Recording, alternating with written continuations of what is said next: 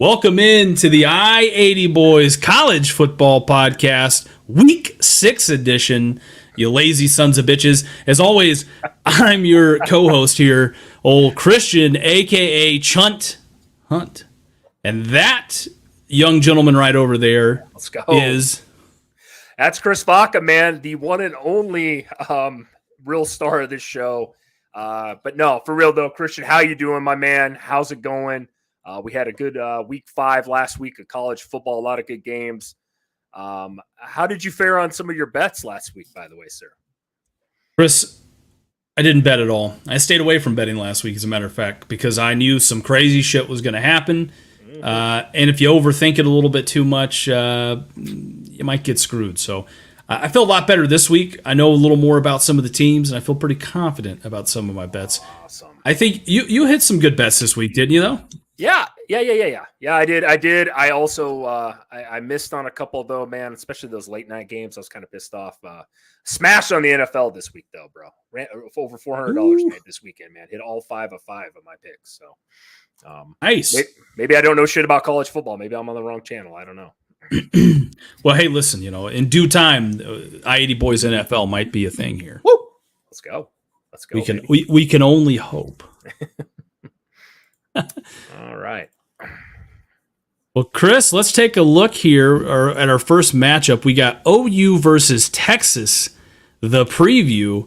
Chris, what's your thoughts going into this game about Texas? Man, this is going to probably be game of the week, Christian. I think we both agree this is a huge matchup between two very, very, very good teams so far this season. I'll speak on Texas here, but Texas is 5-0. We know that they had the big win against Alabama. They pretty much dismantled Kansas last week. That thing was close for about a quarter. But there was no Daniels in that game for Kansas, which kind of hurt a little bit for Kansas' sake in that offense. But Quinn Ewers, man, we can talk about him, man. He's looked really good this season for the most part overall. But this is going to be his biggest test to date, man, with an Oklahoma defense that's only given up 10.8 points per game, right? I mean, that's top 5 in almost any poll category you look at with the Oklahoma defense. They've been elite this year. People are also going to say, who did they play? But they did play a Cincinnati team last week or a couple weeks ago, whenever it was. They looked pretty good. I watched that game. I take that back. That was 2 weeks ago. But, yeah, they're fifth in like almost top 5 in almost every category. So Jonathan Brooks, the running back, I know he is no Bijan Robinson, but boy, he's putting up some numbers back there for Texas. He's looked really, really good this year. He's averaging almost 7 yards per carry. That is super impressive. Like I said, he's going to have a big game in this one, I think, too, as well, in that Texas offense. So on the flip side, though, here, Christian, Texas defenses look just as good as Oklahoma's. They're up there in every category almost. I'm not a huge stat guy, so if you want to nitpick me in the comments, feel free. I'm sure you can find something there. But I know they're only giving up, Texas defense is only giving up 290 points, yards per play this year. Or Jesus Christ, I'm murdering this. 290 yards per game overall, and only giving up 12.8 points per game, which is 13th in the country. So they're right in there with Oklahoma and all those top teams we talk about, the Michigans of the world, the Penn States, Ohio State, you name them. Christian, I want to hear a little bit about OU here and your thoughts on the Sooners. Yeah, Chris, you kind of touched on it. OU, they're a team right now, has a top 30 defense and a top 10 offense. This is about as balanced, I think, as Oklahoma's looked in years. The only question that you could really throw in there, the biggest win Oklahoma's had to this point, retooling Cincinnati team, right? This isn't the Luke Fickell, Desmond Ritter-led Bearcats of yesteryear. So, here's the thing. Texas is going to be the best team they played to date. Dylan Gabriel, the quarterback there for OU, he's already got almost 1,700 yards and 19 total touchdowns. Wow. How's that going to look, like you touched on, Chris, against a much-improved Texas defense that's ranked in the top 20 as far as defending the pass, coming into this one? To me, when we're talking about other question marks, is, OU's rushing attack. They don't have a running back with over 200 yards coming into this one, Chris. So can they pound that rock on a tough Texas defense, if needed, is the big question for me. I think defensively, we touched on that earlier here. The Sooners are going to dial up all kinds of pressure. That's where Quinn Ewers at times this year has struggled. Hasn't looked bad, but overall, I think that's kind of the keys to the game, if you will, for me as far as Oklahoma's concerned. Chris, I'll kind of kick it over to you. Who wins this game, and by how much? Before I give you my prediction, Christian, I was telling you all week, I'm leaning Texas. I think they got the more experienced team. They've probably played, obviously, the tougher competition so far this year. But give me the Sooners in this one, man. I switched my mind up this morning. I told myself I need an upset. I'm feeling it. Give me the Sooners 33, Texas 30 after the 49-0 beatdown last year by the Horns. Give me Oklahoma in this one. Woo, man. Chris, I think this is a pick'em game for me, right? I think either team could win this game. I could see it just as easily either way around. My heart says Oklahoma, but my head says Texas. Give me Texas 35, Oklahoma 28. Okay, we're right on. So with that being said here, we got Gator Swag in there. He says, give me Texas 34, Oklahoma 17. Texas is really good this year, but it could be 37-34. I think this game is going to end up being a closer game than a lot of people really maybe will give it credit for being, right? That's just what I see. I mean, Chris, 10,000 feet looking in what else do you think here about OU and Texas? I think this is I honestly, truly think these are two of the best teams in the Big 12 by far. I also think whoever wins this game has a very, very, very good shot, obviously, to make the Big 12 title game and therefore maybe advance. You know what I mean? I mean, this is they could play each other in the Big 12 title game, by the way, again. So yeah. This game to me just hands down best game of the weekend. I mean, there's some very interesting games. We'll get into that here shortly, but I really like both these teams. I mean, Oklahoma looks like a way better team defensively than they did last year under Venables. Texas obviously has stepped it up on both sides of the ball. This is going to be a good game. And as a fan, I'm not, I don't love either of these two teams. I'm not a fan of either of these two teams, Christian, but I just want a close game. I want a good one, man. The Red River Shootout has always been a great game for the most part. It's always good when these two teams are good, right? I mean, they've had some up and down years. Both teams have. I mean, Texas hasn't won. I don't think Texas has won the Big 12 title since like 2010 or some crazy thing. If you think about that, that's a long time ago. Thinking about Texas and how how big a school they are, and they get all these recruits, and even Oklahoma too, for that matter. So this is a great game for me, Christian. Both these teams are going into the SEC next year, so it'd be cool to see them go out with a bang over here in the Big 12. Oh, I agree. Daniel says it's going to be a 3-point win for one of them. Yeah, that's the thing we've been saying too. I would be very shocked if this isn't a one possession game, in the final score line there. Mm-hmm. All righty. Taking a look ahead at our next one, going to the Big Ten, Maryland versus Ohio State. The preview here, Chris. Kind of give me your thoughts on this one. We had talked about Maryland in the offseason. I think we did a hot take this year that they either knock off Ohio State, Penn State, or Michigan. They got to play the three big dogs over there. But Maryland's 5-0, man. Nobody's been talking about them. In most polls, they're not even ranked, which is really surprising to me.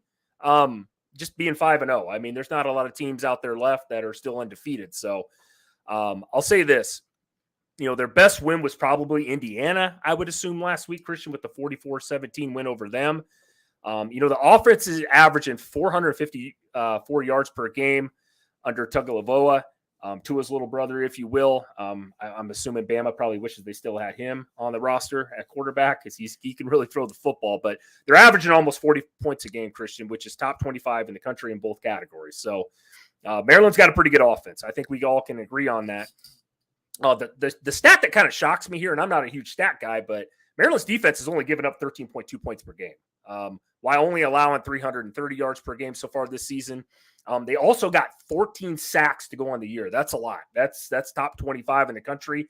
Looks like these guys can get after somebody. I know people in the chat are going to tell us, well, who have they played? That whole thing. I know they haven't played a ton of competition, but there's a lot of teams out there that haven't either. We could say the same about Michigan so far this year if we want to. But so far, pretty impressive with the Terps this year. I really am. So, we're going to find out, Christian. I think obviously they're going on the road here. at Ohio State. This is going to be a tough one. So let me know what you think of the Buckeyes so far, man. Yeah, Chris. I mean, Ohio State's coming off a huge road win over Notre Dame. I mean, they've got all the momentum coming into this one. It is going to be a tough matchup, like you said, against Maryland. They also had a bye week to kind of prepare for this game too. If you take stock in that. Yep. Here's the thing, the stat that I look at that surprises me the most, right? Through the first 4 games, Ohio State's defense looks a lot better than they did last year, Chris. They rank 6th in total defense this year. Not as worried about them on that side of the ball as I have been in years past, which is really good because Maryland has a top 30 offense. Kyle McCord, their quarterback, he's looked okay, not spectacular, but not terrible either. I mean, he currently has, right at 1,000 yards and 6 touchdowns, a far cry from what Buckeye fans are used to, right? My question, can he take that next step forward in this game, Chris? And become the quarterback that can beat Michigan at the end of the year? Can he do that by rocking a top 40 Maryland defense? And I don't know. That's going to be yet to be seen. Struggled a little bit in that Notre Dame game. I think they kind of redeemed it there on that last drive. And yeah, I mean, they survived, and that's what you got to do sometimes in college football, survived. Look, Chris, I think in this matchup, they need to feed the running back, TreVeyon Henderson. He has 5 touchdowns on the season already. 44 carries. You can see it. I'll go ahead and give you my predictions for this one. I got Ohio State 35, Maryland 28. Man, well, it looks like you and Daniel are about on the same page because I hit his on the head here. I got Ohio State 34, Maryland 24. I think it's going to be a close game, Christian, up until the fourth quarter, and I think Ohio State pulls this one off against a tough Maryland team. Yeah, it's good to see. I know Gator Swag said 84-81 Ohio State. They're bringing the defense. This ain't that typical Big Ten basketball score there. Put the crack pipe down, Gator Swag. I don't know. I don't know if anybody's ever even combined 2 teams scored 160 points in a college game. So Daniel says Ohio State puts it away late in the fourth quarter. I agree, man. I could see that. I mean, I think this is going to be one of those kind of games, kind of like we touched on. It's going to be very close in the first half. Going into that second half, I think that's where Ohio State's going to, that talent's going to start to pull away. Yep. I agree with you. I think we're on me and you pretty much agree with everything on this game, which is kind of rare once in a while, but I think it's going to be a tough test. I think Maryland's very overlooked. Like I said, I can't believe they're not rated. Like that surprises me at 5-0. They got LSU in some polls still rated in the top 25. They're 3-2. I'm sorry. Like that just blows my mind. I'm like, come on, man. But speaking of LSU. Yeah. Speaking of LSU, Chris Topher. Looking at a little LSU Mizzou, Chris. I'll start off here, and I'll take the Mizzou man side here. Oh. Look, Chris, Mizzou's currently undefeated, and they're 3rd in the SEC East. But this is going to be their toughest matchup yet, right? I mean, this has got to be a pissed off LSU team, right? This is going to be a top 25 matchup, which is weird to say. With Mizzou. I know it feels weird for me to say it, but currently the Tigers, they've got the 42nd best offense in college football, and they're going to look to feast on a suspect LSU defense, Chris. Quarterback Brady Cook, 1,500 yards and 14 touchdowns already. Man is feasting out there, dude. He's got 3 rushing touchdowns. Cody Schrader also has 500 yards and 3 touchdowns. So they're somewhat balanced in this, right? When I think about Mizzou, just as a casual college football fan from time to time in this season, I'm thinking, okay, it's Brady Cook, it's Luther Burden the third. We're kind of throwing the ball all over the place, but they're running it too. They are doing that. So biggest question mark is going to be on the defensive side. They ranked 29th in the country on defense, right? But the best team they played is number 15 Kansas State. Good team, but, they did beat them with a walk-off field goal in that one. So can they stop Jaden Daniels and LSU's high-flying offense, at least a couple times in this one and pull off a huge win at home? Chris, I'll kick it over to you here for the LSU man's take. You bet. Here's the deal with LSU. Like I just mentioned, they're 3-2. We know about the the loss and the complete collapse, week 1 against Florida State. They lost last week to Ole Miss in a complete shootout where 100 points were scored in that game, 55 or whatever to 49. The big question here, I think everybody wants to know, what the hell is LSU doing on defense? They've been known for great defenses. It's DBU, as people tell me, all this stuff. They gave up an outstanding or astonishing, if you will, 706 yards to Ole Miss last week. That is a ton of yards in a college football game to give up. 320 of those were on the ground to Ole Miss. I'm not saying Ole Miss's offense is trash, but my God, let's play some defense if you're the Tiger Man over there. Christian, there's another stat that just blows my mind looking into this. They're giving up 31 points a game. That's a ton. That looks like a North Carolina type of defense last year. This is an SEC school we're talking about here. And they're also giving up 440 yards per game, bottom 15th in the country in both categories. That's crazy for an SEC LSU Brian Kelly-led team. So here's my thing. Offensively, you touched on it. They've looked great. Jaden Daniels has looked amazing. Offense is averaging 560 yards per game. They're averaging 44 points per game. That's like top 5 in both categories. That's awesome. But this team, you know who LSU reminds me of? And I'm going to say this, and go ahead and let me know in the comments how stupid I am. They remind me of Colorado. I mean, these guys put up points. They put up yards. Jaden Daniels, quarterback, looks good, great, whatever name, whatever you want to call him. But they're giving up so many points on defense. Every game with them has been a shootout or pretty much ugly, other than the Mississippi State game this year. So, Christian, I'm going to give you my prediction here, buddy. And I'm praying, betting-wise, because I'm taking the points in this game. Give me LSU 33, Missouri 27. I think LSU finally gets it on track this week. We're close. Give me Missouri 31, LSU 38. Woo! Okay, you took the Tigers, baby. Not those Tigers though. You took the other Tigers. Yeah, I think it's. I want to feel. Look. I got some friends that are Missouri fans too, and I think we've got some family members that are Mizzou fans, if I'm not mistaken. We do. I think it's just really tough for me in this matchup. Again, if LSU would have beaten, we touched on this, right? Yes. If LSU would have beaten Ole Miss, they're ripe for a upset coming in here on the road. Yep. But that's not what happened. I mean, we touched on that like last week with Notre Dame and Duke, right? This is kind of that same feel to it where you're I want to pick Duke. My heart says Duke, but my head says Notre Dame. And I think the same could be said for this game. I know, hey, obviously Mizzou's ranked ahead of them. They haven't lost this year. It's at home. A Drinkowitz is a got to have it year. But let me tell you right now, man, LSU fans, they're not going to sit there and fuck around and let Brian Kelly not win this game. This is a game, okay, you lose to Ole Miss. We don't know what Ole Miss is going to be. Ole Miss very well could run the table and end up winning the West. I agree. Christian, I got a question for you real quickly here while we're on this topic. It just dawned on me here. Even chat, go ahead and answer too. LSU in a lot of preseason polls, and I know preseason doesn't mean shit. I don't even like a preseason poll, but a lot of people thought after the year they had last year with beating Bama, finishing really high, would you have thought the second year of Jalen Daniels that you would have thought this team was obviously going to be a playoff contender? I know, Christian, you did. You were very high on them this offseason, along with pretty much 95% of the country. If they do lose this game, they're sitting at 3-3, and it's the very beginning of October. Christian, would that not be one of the most disappointing starts to the season for any team this year? You know what I mean? For a team that's had that much praise, that much hype going into it.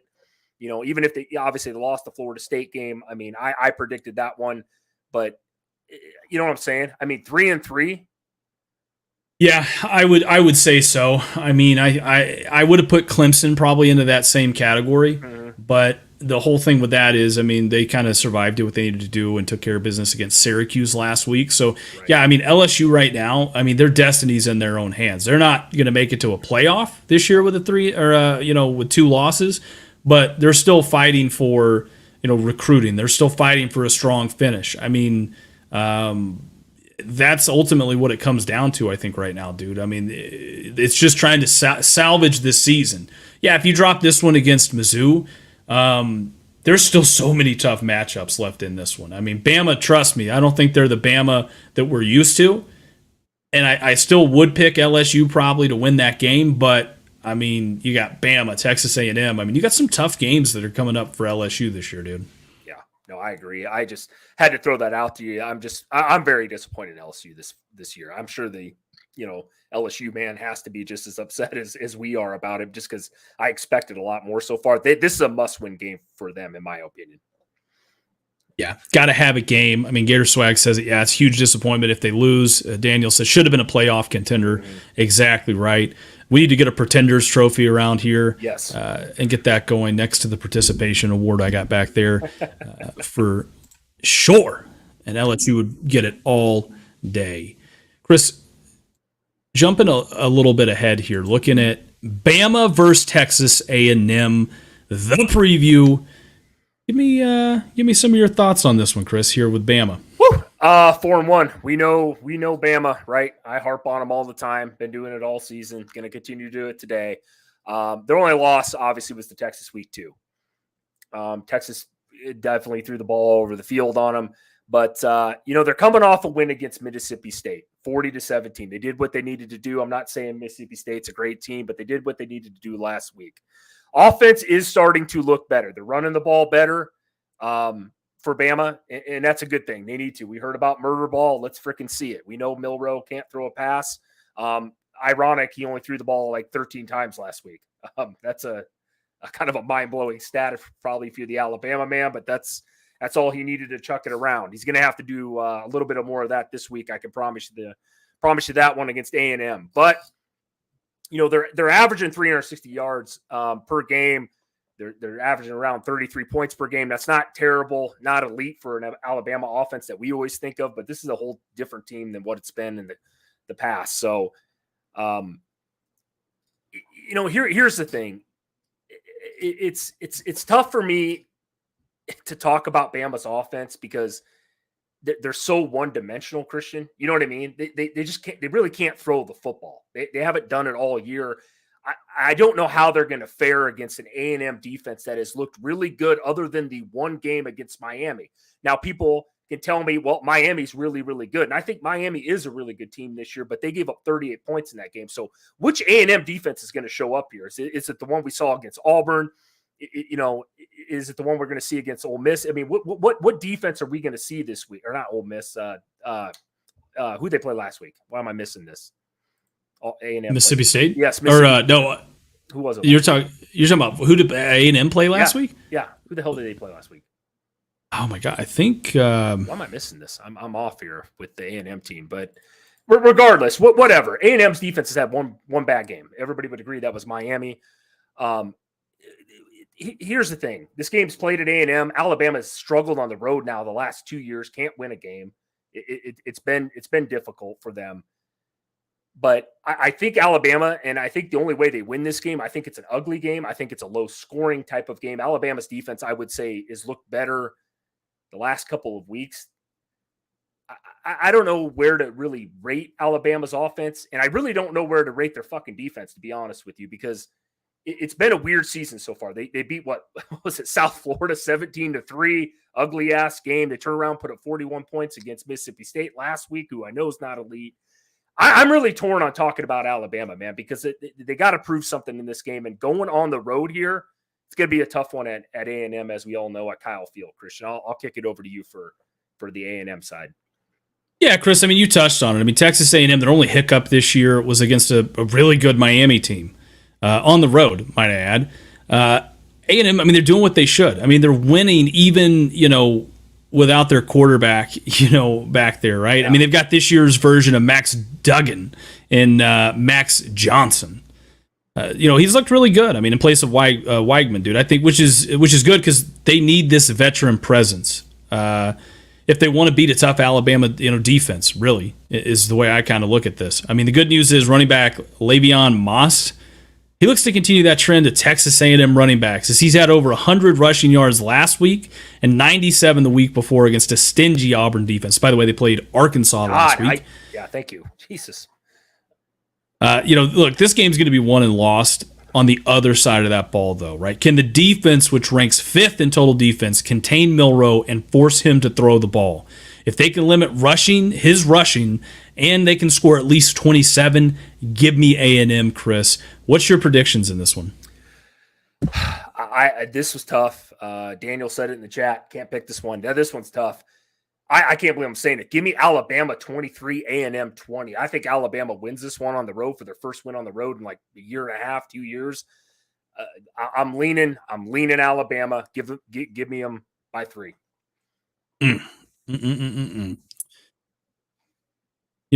I said if they can score 27, give me A&M. With that being said, I got Bama 24, Texas A&M 27.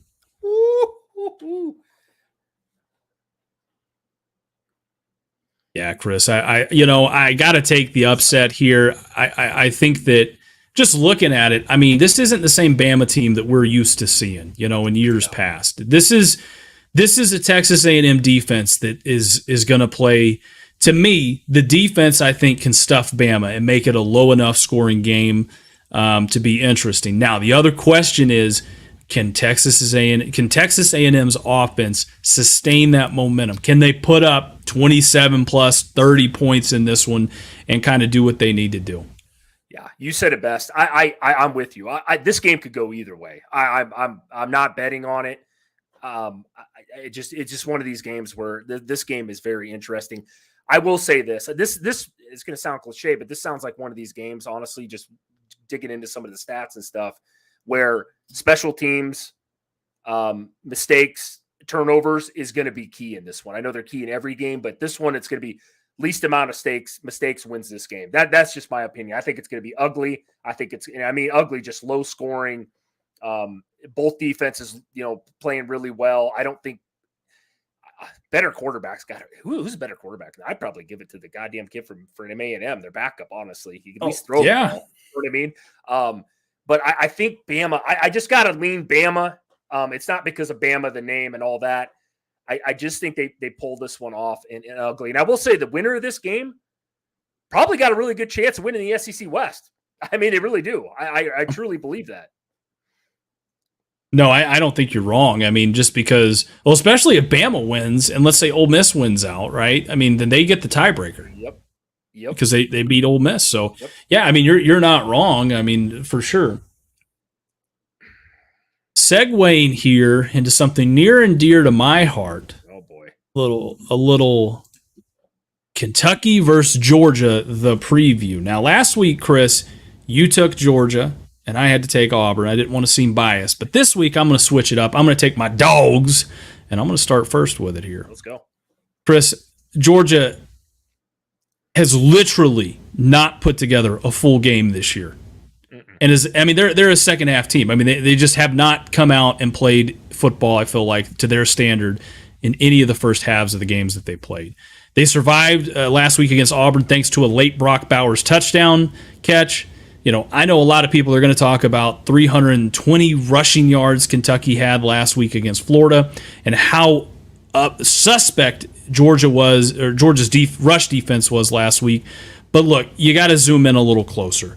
You got to just zoom in a little closer, and you got to realize a lot of those rushing yards came off of quarterback runs. And I don't see Devin Leary gashing us in that department, right? Because of that, I don't see, Kentucky's running back, Ray Davis, being able to get to that second level on the road at Athens and replicate what he did last week. Offensively, Carson Beck doesn't look too bad. I mean, he's actually a top 10 quarterback in passing yards, and he's tossed 7 touchdowns, all right? Could be more if he wasn't held out, in some of the second halves of some of those blowout losses too, right? Let's keep that in mind. The biggest problem I see is eventually someone's going to take advantage of Georgia's inability to run the ball. Like we're used, again, they're banged up in the running back room. They're having to lean a lot more on Carson Beck, and eventually he's going to have an off day. Eventually the defense is going to give, and we're not going to be able to score more than the other team. So With that being said, I'll kind of kick it over to you and let me hear about some of that Kentucky football. Let's go, baby. Let's fucking go, man. I've been high on the Wildcats all season. 5-0. They dismantled Florida last week, 33-14.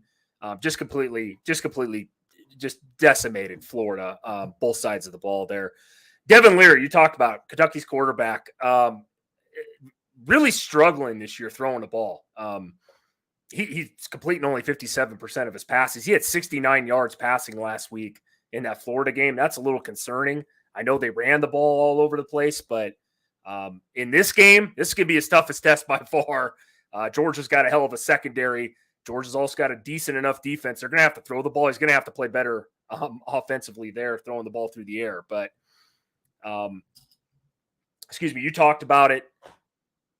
Ray Davis, man, one of the best performances we've seen all year from any position. 280 yards last week. Florida man's got to be crying, probably on suicide alert, to be honest. He's also got 8 TDs to go with that. He's averaging 7.9 yards per carry this year. That is ridiculous. Very impressive so far from the Kentucky offense, especially running the ball. Defensively, though, this is a lot of people don't talk about Kentucky's defense, man. They're only giving up 15.2 yards or 15. God, I'm struggling tonight. 15.2 points per game, which is 20th best in the country, Christian. They're only giving up less than 300 yards per game. That's pretty solid.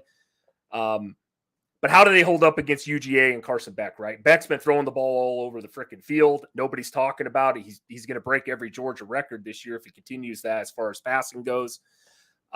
This is a tough one. This is a tough game for me, and I mean score-wise, because I think this game is going to be close for a while, just how close. So I'm going to give you my prediction here, and you guys know that I've been pretty high on the Bulldogs this year, probably higher than even Christian is, and he's a Bulldog fan.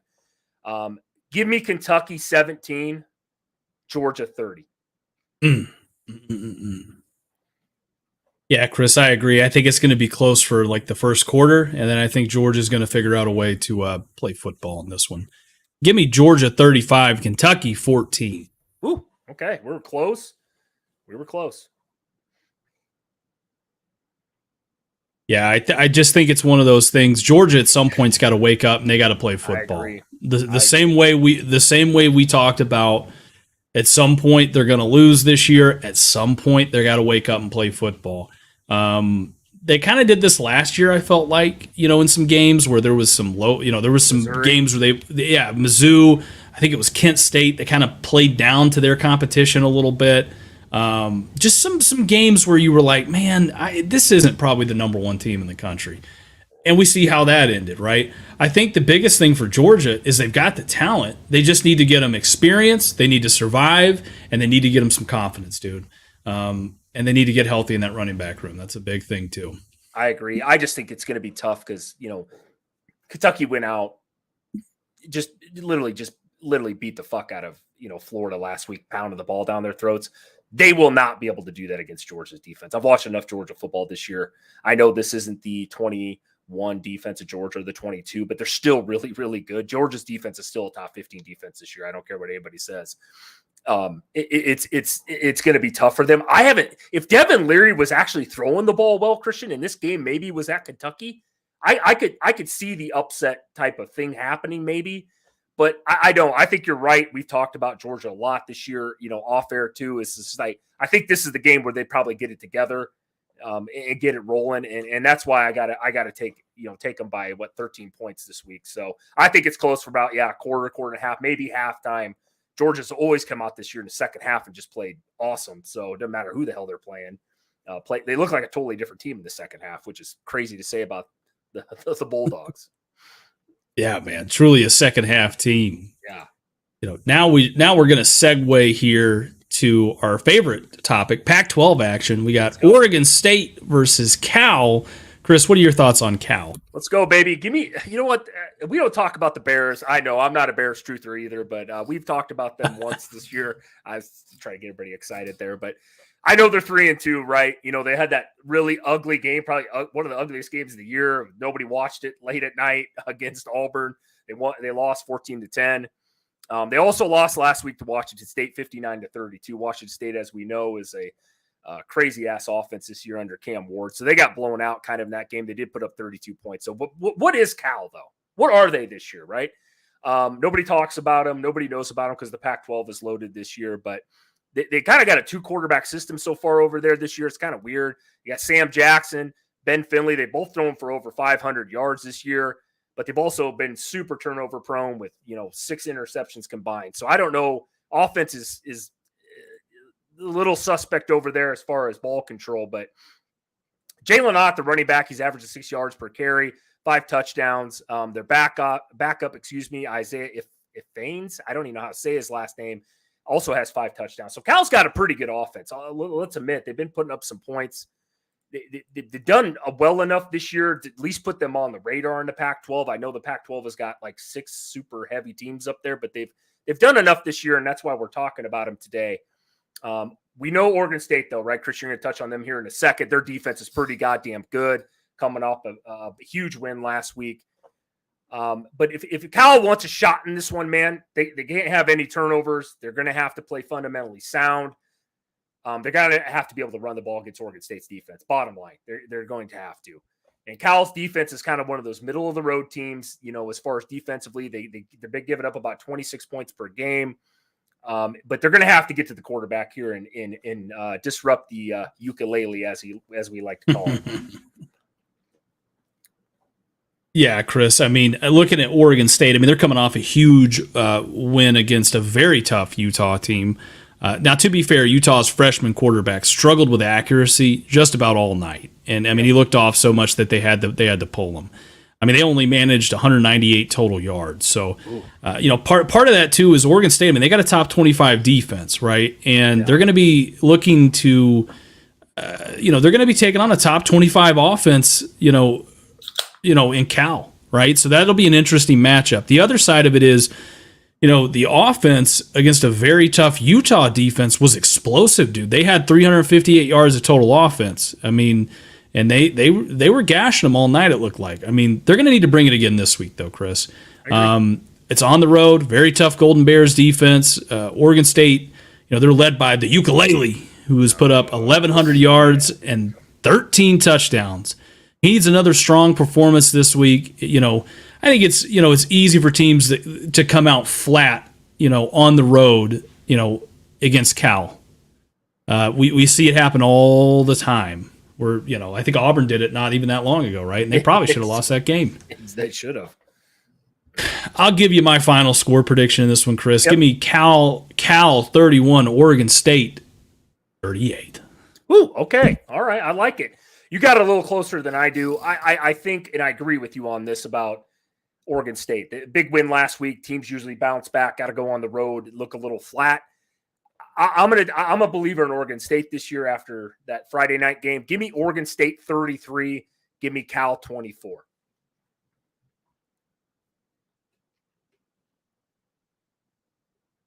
Any shot Cal can win this one? If they don't turn the ball over, Christian, I know it sounds like a crazy thing to say because usually the team with the less amount of turnovers wins. But I think if they don't turn the ball over and their defense can step up in this one at home and use the crowd, I think they do have a shot in this one. There's no doubt about it that Cal can put up some points. I think this offense is better than Utah's. I will say that. Utah's offense, we watched that game, Christian. We were talking the entire time during that game. I mean, Utah just didn't have any offense in that one. Cal's got a better offense right now than Utah. Yeah, they can. I mean, I know Oregon State's defense is legit.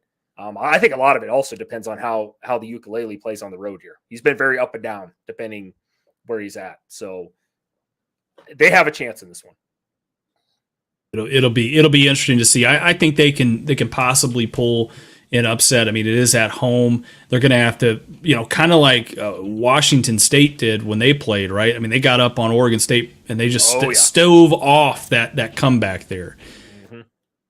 Speaking of Washington State, let's get into a little Washington State versus UCLA or UCLA, depending on what peninsula you're on. I'll take Washington State first here, Chris. I mean, look, the Cougs, the undefeated Cougs, that is, they're 4-0, and they're coming off a bye week, and they have to travel to play UCLA, right? A tough team that ranks top 10 in total defense and, offense, right? But here's the thing, Chris, their offense really struggled against a top 25 defense last week. or last time they played. So how does that factor into this matchup, for UCLA? We saw, in that game against Utah, right? How does that translate into this Washington State game, right? Looking at Washington State a little closely, Cam Ward looking like a legit dark horse for the Heisman right now. He has 1,500 yards and 16 touchdowns. Dude's balling. I mean, this offense, they're going to spread it out and throw it all over the yard, so you might want to watch out, dude. Bring an umbrella if you're going to that game because it's going to be raining points. Washington State's defense, they're ranked 79th. And freshman UCLA quarterback Dante Moore is also coming off a bye week as well. So I look for UCLA to put up way more than 7 points like they did last week. Or last time they played. This will be Washington State's toughest matchup. We talk about that a lot on the show to this point, in my opinion. And I think we have a good old-fashioned West Coast shootout on our hands, Chris. Tell me a little bit about UCLA. Let's go, baby. UCLA, man. I need them tonight. Excuse me, not need them tonight. I need them now for this weekend. So, no, they're 3-1. They didn't play last week coming off the bye. Only loss, obviously, Christian talked about it, 14-7 to Utah. They threw a pick six to start that game. Otherwise, it had been 7-7. So, UCLA's offense is going to obviously have to put up more points, right, if they want to keep up with Washington State. Cam Ward, obviously, Christian talked about it as well. Not telling you anything you guys don't know. This kid can play. He's throwing the ball, slinging it all over the field, looking elite this year. They're averaging 47 points per game. That's insane. But talking about UCLA, though, true freshman Dante Moore, man, has impressed me so far this year. 5-star quarterback, true freshman. He looks really well. He really does. He's looked good, under Chip Kelly so far. So UCLA's defense, I think, has probably surprised most of the country. They're a good defense. They really are. They played well this year. They've kept them in games. They're only giving up 11 points per game. That's top 10 in the country, by the way. I can't believe I'm saying about a Pac-12 defense, especially about UCLA. So hats off to them. But can they get pressure on Cam Ward, man, and take him out of rhythm? He's a rhythm quarterback. If you can get on him quick off the bat, I think UCLA probably stands a chance in this one. So obviously also, too, the Bruins are top 25 in sacks and pass rush this season. So they got 15 sacks on the year. They've proven they can get to the quarterback. Christian, I'm going to give you my final score prediction here.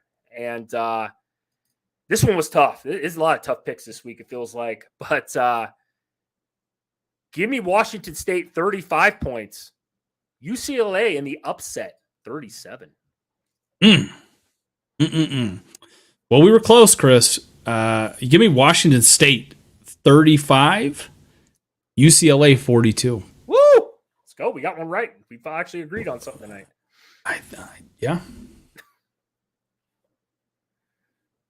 Yeah, I think it's one of those things where I can't believe that the number 13 team in the country is only given a 33% chance to win this game. So, yeah, and the spread on this is -3.5 UCLA. So, if it's at UCLA, if this game was played at Washington State, they would still give a half a point or a point right now to UCLA. That's great. You know what I mean? Yeah, they're rated 13th. UCLA's not rated. And I don't think anybody knows what to do with this game personally. That's what it looks like to me.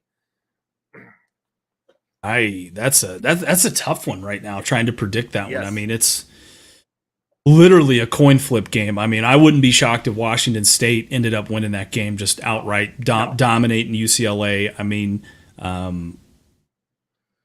I don't know. I think there's something to be said. I mean, here's the thing, right? You got a freshman quarterback, went on the road at Utah and Dante Moore, and they struggled. I mean, I think out of the gate he threw a pick six and never led one touchdown drive in that game. I think that's a confidence buster right there, if you will, for a freshman quarterback. It can kind of get you in a funk for 2 or 3 weeks, right, until you get right. Now the good thing is they're playing a very suspect Washington State team that, on defense anyways, that you should be able to put some points up against. Yeah, I agree. I'm with you 100%. You said freshman. He's actually a true freshman too. So he hasn't been around the game hardly at all. I think that the only reason why I'm leaning UCLA in this game, one, it's at home. Two, Washington State's defense is very suspect. They've been that way all year. I think that UCLA can keep up in this game as far as Cam Ward and those guys. And I actually think UCLA's defense is pretty good, man. I can't believe they're still top 10 on some stats and defense. That's crazy this year under especially even a Chip Kelly team. Even though it was Oregon, he never had elite defenses. He's done a good job down there for UCLA, and good for them. Honestly, they're going over the Big Ten next year.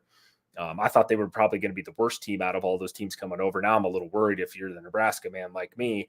Holy shit, UCLA might just destroy us next, here in a couple years when we play them by 40. So I don't know. You know what I mean? So like very, very interesting for sure. Yeah. Looking ahead at some of the other matchups, some teams play on Friday night. Some team named Nebraska plays another team named Illinois. Never heard of them. Don't know what they're about. No, me either. No idea who the hell that is. Who are you picking? Hey, I'm going to use the bathroom real quick, but I want you to think about this, and you can kick it to the chat. But who wins that game? By the way, Illinois is favored at home. By the way, I think that's like their homecoming game, if I'm not mistaken. Either they're doing like I don't know if they're doing the blackout or anything, but let me know who do you think wins that game, Christian? Man, I think Brett Bielema been in this program a little bit longer. At Illinois, I think it's a tough team. I mean, they were my dark horse coming into this one to win. The Big Ten West. I mean, they haven't really looked all that great this year, especially on the defensive side of the ball, which has been surprising. I think Luke Altmaier at times has struggled this year. But you look at Nebraska too. I mean, their defense, has been the shining portion of what they do, but their offense has been pretty anemic. I think this has kind of got, Minnesota, Nebraska first game of the year vibes to me, where it's just a really, really kind of a close game, and I think Illinois will pull away down the stretch there. Gator Swag says Illinois 49, Nebraska 14. Ooh, man, you're Jesus, dude. Christian, just to add on to what you said, I was listening to you. I agree with you. Everything you just said was literally spot on with my thoughts on this thing. I think this is a Minnesota vibe type of game. Very, very low scoring, ugly if you want to call it that. I'm taking Illinois like literally like a 20-17 type of game, 17-4. Yeah. I don't think there's much offense in this one. Even though I know Illinois' defense hasn't been elite this year, Nebraska's offense is even worse. Yeah, dude, I agree. I mean, Gator Swag brings up a good point. There's some games on tonight. If you're a fan of Jacksonville State or Middle Tennessee or FIU or New Mexico State. Yep, I'm going to the betting site right now. I'm hot right now, Christian. I'm hot. If you don't get enough of that, Chris, you got Sam Houston at Liberty. Woo! Yeah! Give me Liberty, by the way. Give me the Flames. Yeah, Jamie Shadwell, man. Yeah. Getting in prime time. That's why he wanted to go to Liberty. He said, forget playing on Saturdays. We'll play on Thursdays.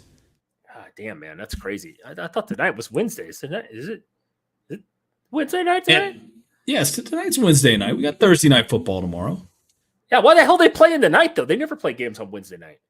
I don't know. ESPN got to get their money somehow, dude. Oh, shit. Okay, fair enough. Is that where everybody's at tonight? Damn.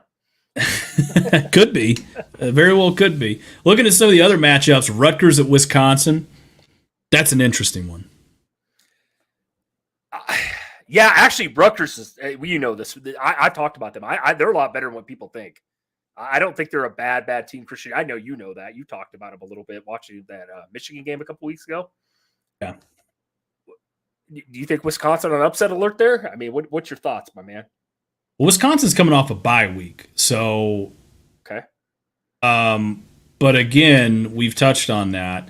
Tanner Mordecai in the passing game has not looked outstanding in certain matchups this year.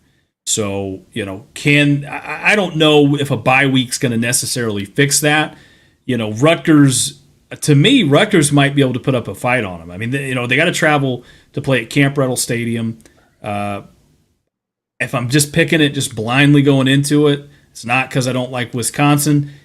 I just think Rutgers might have an opportunity to go in there and upset them. I mean, they played Michigan pretty damn close last week, and I don't. Again, as good as Michigan's looked, I don't know if Wisconsin's playing them any tougher than that. Yeah, I think Wisconsin finally gets it together after the bye week. I'm going to do what they do about NFL teams when they start off shitty, have a bye week early in the season. I'm going to say Wisconsin gets their shit together. And I that it's at home, I think that helps. But by the way, though, Rutgers is not a pushover. They're not the worst team in the Big Ten. There's about 5 other teams I could definitely name that are worse than Rutgers this year. They actually got a pretty good little team there. So, yeah, I'm going to lean Wisconsin on this one. I'm not actually that worried about it. Guess we'll find out. If Wisconsin does lose this game, do you go into full-blown panic mode for the Big Ten West? Yes, I'm going to cry about it. And then what I'm going to do is I'm going to take I'm going to make a dartboard out of all those teams, and I'm going to throw a dart at it and say this who wins. Nebraska included, Northwestern, Michigan State. Who else is over there? Purdue, Illinois, Iowa. Yeah, that's what I'm doing. If Wisconsin, because I've been so high on them, and I know you let me know all year long, Christian, that Mordecai ain't the answer. First, year for Luke Fickell over there, and I can't let it go. So until Wisconsin loses again, you've been telling me, man, about it. But I will say this though, they did lose to Washington State, and Washington State looks like a decent football team. That is their only loss. I know they haven't had a lot of good wins this year, but maybe they got beat by a better team in Washington State. Well, what we know is, don't get me wrong, Washington State has looked pretty good this year. You said it best. But you would expect a Wisconsin defense that's, historically, or especially over the last few years, been really, really good to be able to shut them out and still be able to do that, right? But they played sort of a Pac-12 style game, and they just fell apart down the stretch and gave Washington State that game, I felt like. Yeah, they did. They turned it over a bunch of times too, I think. Right? If you didn't say that in that game, yeah, right? Yeah. So I don't know, man. I mean, we're gonna find out in this game what Wisconsin is. Eventually they're gonna play somebody, and they're not gonna barely win, and pull away because their running back is just really talented and they can lean on people and push them around. I mean, we kind of saw that last week with another team that got to play Michigan at home. I agree. Looking at Purdue, okay, Purdue plays at Iowa. That's an interesting matchup to me, right? Purdue beat the dog shit out of Illinois last week, but if you go back and look at what has Purdue done up until that point, not a whole lot. Not much of anything. Purdue lost a game this year, week 1 or week 2 to some, I think it was an FCS school, if I'm not mistaken.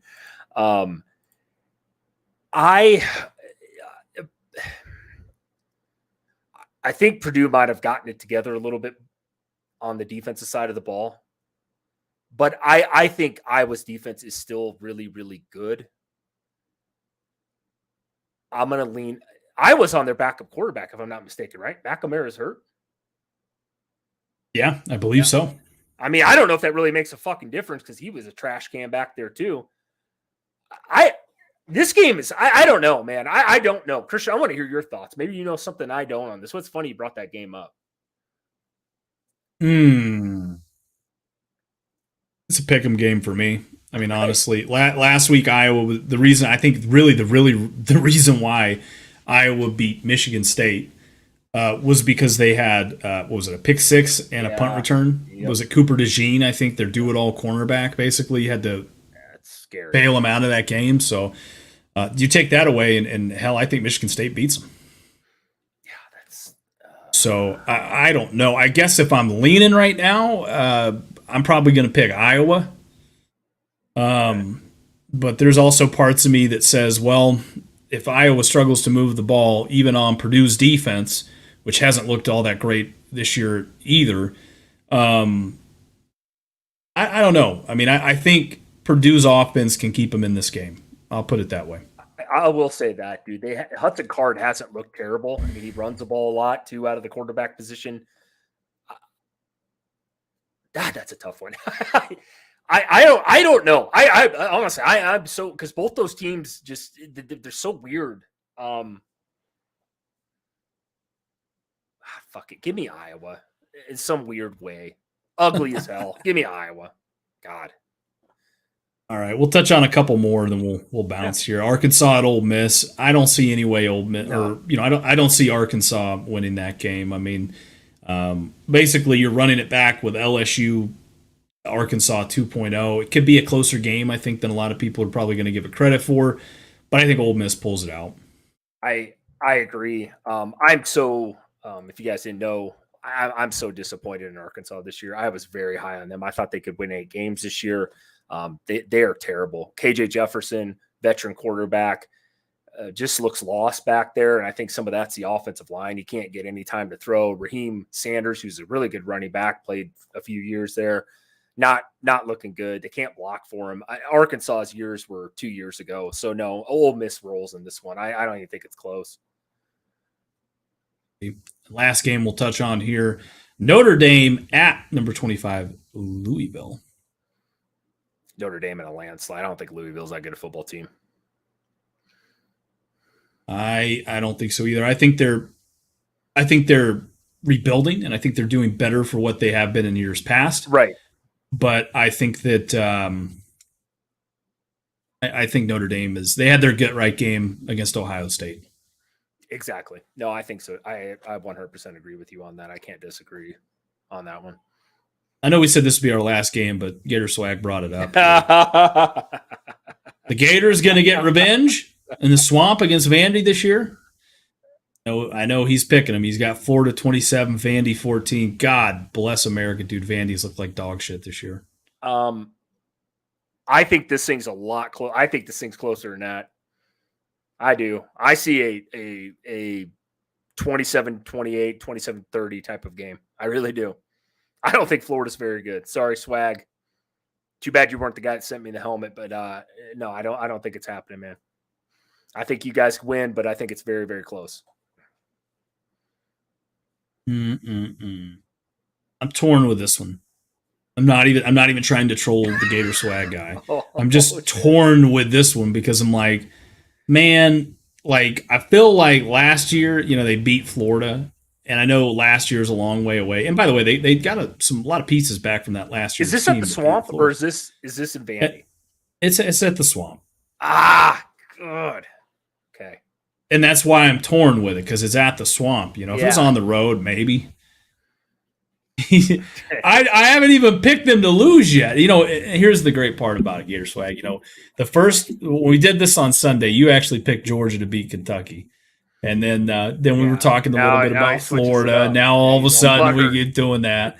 I haven't said Vandy's going to beat Florida. I think Florida is going to take care of business, right? Now, I think it just depends on what Florida team shows up. Is it the Florida team that, pretty much unleashed all hell, against who was it they played?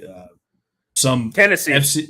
Oh, yeah. Oh, you know what? Yeah, that's a great analogy. Was it the Florida team that beat the doors off Tennessee, or is it the Florida team that won 22-6 against Charlotte? Yeah. I think that's it's like Forrest Gump says, life's like a box of chocolates and you never know what you're going to get. Okay, Gump. Yeah, no, but you're right though. That's the thing. No, I now that I think about it, if it's at the Swamp, give me the Gators in a close one though. Florida's just not that good this year, man. They're really not. I'm not even trying to be mean.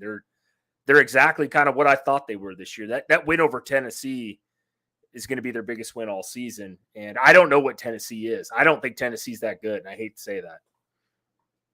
No, I think they've kind of disappointed a little bit too. Yes. So, yeah, I kind of see this one a little more closer. I think he's right. 27-14. Yep. Probably leaning Florida on that one. Well, I think with that being said, we're going to get back on it. We're going to get back on it again on Saturday morning, in lieu of a certain show that has been kicking off for a long time, Saturday mornings that previews college football. We hope to become your go-to source on Saturdays mornings for college football previews. Come in, talk your shit. Let's drink a couple beers together super early, way earlier than we probably should be, and let's have a good weekend. Absolutely. No, you're right. Christian said it, man. Like I said, join us, man. This will be fun. Brag about it, cry about it. I don't care what you guys do. Come in, talk some shit. It's just an open air system on this one. So we appreciate it.